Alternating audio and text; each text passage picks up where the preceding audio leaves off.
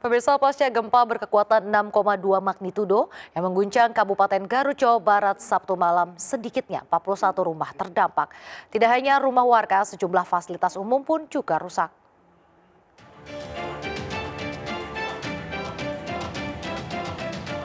Gempa berkekuatan 6,2 magnitudo mengguncang Kabupaten Garut Sabtu malam pada pukul 23.29 waktu Indonesia Barat. Gempa mengakibatkan sejumlah rumah warga, fasilitas umum seperti rumah sakit Pamengpek milik Pemkab Garut dan fasilitas pendidikan terdampak.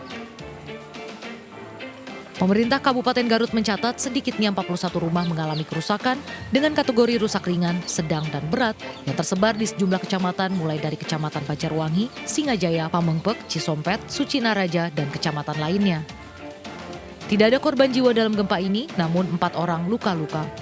Sementara di Kecamatan Banjarwangi, rumah warga yang rusak tampak roboh dan di dalam rumahnya ada beberapa retakan. Saat kejadian, warga masih trauma dan berhamburan keluar dengan kondisi lemas dan kaget. Sampai sekarang masih lemas, soak. Ya Bu, masih trauma ya? Panik, iya panik banget. Ini Bu, yang ambruk bagian apa saja ini di rumah? Bagian depannya aja. Lihat di dalam ada retakan sedikit. Beberapa rumah ada yang terkategori memang berat, kemudian ada sedang dan juga ada yang ringan. Sudah kami sedang inventarisir dan ini sudah asesmen, teman-teman di PRK masuk, termasuk teman-teman Posdal Op. Jadi semua kita bergerak untuk mendapatkan kepastian terkait dengan kualifikasi kerusakan dari rumah yang berat. Yang terparah di kecamatan mana Pak? Yang terparah itu sebetulnya termasuk hampir ada ya. Ini persebarannya di Sucinaraja, itu ada 5 rumah yang rusak. Di desa Linggamukti, di waktu ada yang 5 rumah terdampak, kemudian desa Sukaratu itu 1 rumah terdampak. Nah, goncangan juga ada, tapi tidak terlalu kentara, itu di Cimuncang, Garut Kota juga ada. Hanya beberapa ampingnya yang rusak, kemudian di Cilawu. Kini aktivitas warga dan kegiatan di rumah sakit seperti Rumah Sakit Pamengpek sudah kembali normal. Dari Garut, Jawa Barat, Ilsolihin melaporkan. Satu unit rumah permanen beserta isinya hanyut terbawa arus sungai saat banjir melanda di Kabupaten Pindrang, Sulawesi Selatan. Rumah hanyut karena pondasi bangunan terkikis air sungai yang meluap. Bulan ini, di bulan ini laba bulan ini. Innalillahi wa inna ilaihi raji'un. Warga merekam detik-detik rumah hanyut terbawa arus sungai di Dusun Bamba, Batulapa, Kabupaten Pindrang, Sulawesi Selatan. Banjir bandang melanda Kecamatan Batulapa Sabtu malam akibat dampak dari hujan deras yang mengguyur. Beruntung saat rumah tersebut terbawa arus sungai, pemiliknya berhasil menyelamatkan diri. Namun seluruh isi rumah ikut hanyut terbawa arus. Jadi sampai saat kejadian penghuninya sempat dia keluar Pak. Dia sempat keluar. Dia tidak mengira bahwa segini besarnya banjir Pak. Jam berapa Pak? Itu awalnya banjir itu jam 10, tapi puncaknya banjir itu jam 11. Dalam kejadian ini, sedikitnya 20 unit rumah terdampak banjir bandang yang melanda. Sungai Bamba tidak mampu menampung debit air hujan sehingga meluap ke pemukiman warga. Selain itu, kondisi jembatan yang roboh saat banjir juga menjadi salah satu penyebab debit air meluap hingga ke rumah warga. 22 rumah Pak. 22. Satu hanyut Pak. Satu yang paling parah di Yang hanyut itu Pak. Iya. Nah kalau ketinggian air tadi malam Pak di pemukiman itu Sekitar 70 cm. 70 cm. Beruntung tidak ada korban jiwa dalam peristiwa ini.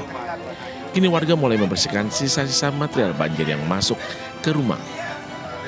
Dari Pindrang, Sulawesi Selatan, Erwin Eka Pratama melaporkan.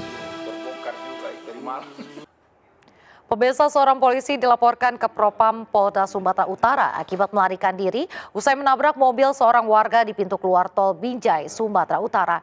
Gara-gara laporannya merasa tak ditanggapi, seorang pemilik villa di Sumedang, Jawa Barat melaporkan Kapolsek Wado, Sumedang ke Propam Jawa Barat. Ini pelanggar nggak bertanggung jawab ya? Lari. Ya, lari. Mbak, tolong Mbak, tuan jangan diam aja ya. Seorang pengendara mobil minibus terlibat ketegangan dengan seorang wanita yang berada di dalam mobil SUV di pintu keluar tol Binjai, Sumatera Utara. Mobil SUV segera kabur usai menabrak bagian depan minibus. Kejadian bermula saat mobil minibus kehabisan saldo uang elektronik saat akan keluar jalan tol. Korban melaporkan kasusnya ke bidang Propam Polda Sumatera Utara karena sopir mobil SUV sempat mengeluarkan kartu anggota kepolisian dan senjata api. Mbak, tolong mbak. Usai kejadian tabrak lari, pengemudi mobil SUV AKPHS yang bertugas di Satuan Brimob Polda Sumatera Utara segera menjalani pemeriksaan. Pada kasus ini sejumlah saksi juga diperiksa. Saldonya kurang, kemudian si istri segera keluar dari mobil untuk menambah saldo di konter. Tetapi pada saat yang bersamaan di belakang daripada mobil Avanza yang dikendarai oleh saudara SS, ada satu buah mobil Pajero warna hitam yang dikendarai oleh saudara HS. Kemudian mungkin tidak sabar, kemudian menurut pengakuan daripada si saudara SS, si pelapor, saudara HS ini menabrakkan mobil bagian belakang daripada saudara SS.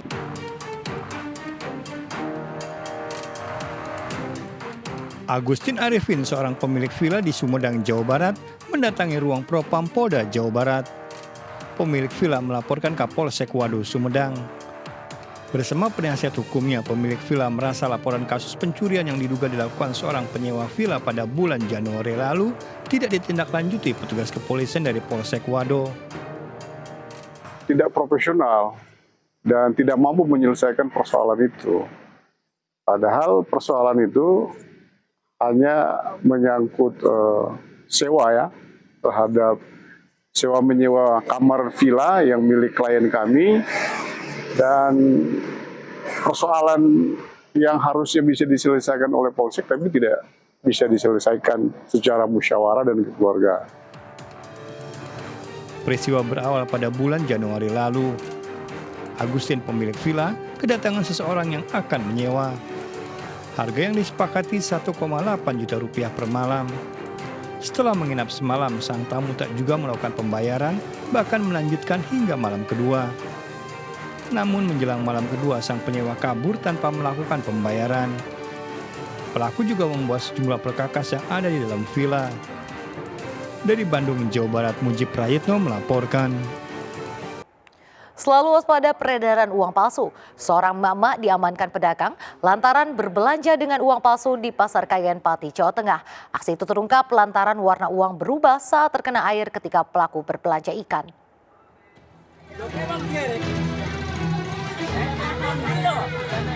Video amatir merekam penangkapan seorang ibu yang diduga pengedar uang palsu di kawasan Pasar Kayen Pati, Jawa Tengah. Wanita tersebut diamankan pedagang ikan yang curiga saat membayar dengan uang palsu. Uang palsu pecahan Rp50.000 berubah warna saat terkena percikan air. Pelaku sempat berusaha kabur dan mengelak. Menurut pedagang, pelaku sudah 5 kali berbelanja di pasar tersebut. Uang palsu yang digunakan sekilas mirip dengan uang asli. Uang saya lihat kok hitam, palsu tuh. Terus langsung saya cek.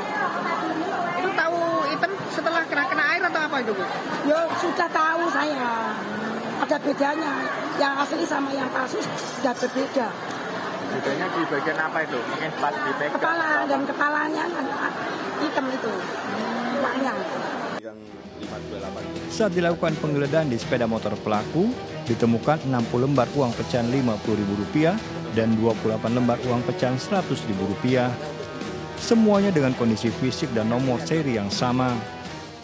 Ya, kalau dari pengakuan si tersangka itu memang dia mendapatkan itu melalui media sosial, yaitu Facebook, yang mana dia kenal dengan seseorang laki-laki, terus janjian ya ketemuan di suatu tempat. Pelaku terancam hukuman maksimal 15 tahun penjara. Dari Pati, Jawa Tengah, Lazarus Sandi melaporkan.